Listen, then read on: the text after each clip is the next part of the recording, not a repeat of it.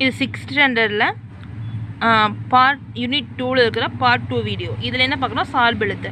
சார்பெழுத்து அப்படின்னு என்னென்னா முதல் எழுத்தை சார்ந்து வரும் எழுத்து சார்பெழுத்து அப்படின்னு சொல்கிறாங்க.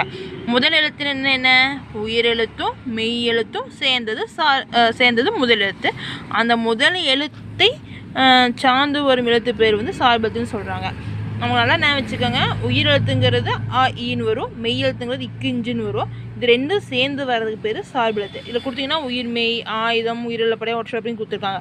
உயிர்மெய்னா நமக்கு நல்லாவே தெரியும், காங்கா ஷானா. காங்காச்சா எப்படி வருது, அது இக்கு ப்ளஸ் ஆ கா அப்படின்னு சொல்லுவோம். அப்போ அந்த இக்குங்கிறது மெய் எழுத்து, ஆங்கிறது உயிரெழுத்து. இது ரெண்டும் சேர்ந்தது நமக்கு என்ன வருதுன்னா உயிர்மெய்யாக வரும். ஆயுதம், உயிரிழப்படை, ஒற்றளப்படை, குற்றிய நிகரம், குற்றிய லுகரம், ஐகார குறுக்கம், ஔகார குறுக்கம், மகர குறுக்கம், ஆயுத குறுக்கம். இந்த உயிர்மெய் ஆயுதம் அப்படிங்கிறது இதே 6th ஸ்டாண்டர்டில் பார்ட் 3ல் பார்ப்போம். உயிரிழப்படை ஒற்றளப்படையை விட்டுருங்க. குற்றிய நிகரம், குற்றிய லுகரங்கிறது நம்மளுக்கு 7th ஸ்டாண்டர்டில் வருது. ஐகார குறுக்கம், ஔகார குறுக்கம், மகர குறுக்கம், ஆயுத குறுக்கம்ங்கிறது நம்மளுக்கு வந்து 7th ஸ்டாண்டர்டில் இது இப்போ டீட்டெயிலாக கொடுத்துருக்காங்க. இதோட கண்டினியூட்டி தான் அங்கே வருது. இங்கே புதுசாக வருதுன்னு சொல்லி கன்ஃபியூஸ் ஆகிடாதீங்க. நல்லா மைண்டை ஃபிக்ஸ் பண்ணிக்கோங்க. இப்போ நல்லா தெரிஞ்சுக்கோங்க, சார்பெழுத்து எத்தனை வகைப்படும், 10 வகைப்படும். 10 வந்து உயிர்மெய், ஆயுதம், உயிரிழப்படை, ஒற்றளப்படை, குற்றியலிகரம், குற்றியலுகரம், ஐகார குறுக்கம், ஔகார குறுக்கம், மகர குறுக்கம், ஆயுத குறுக்கம். ஓகேங்களா?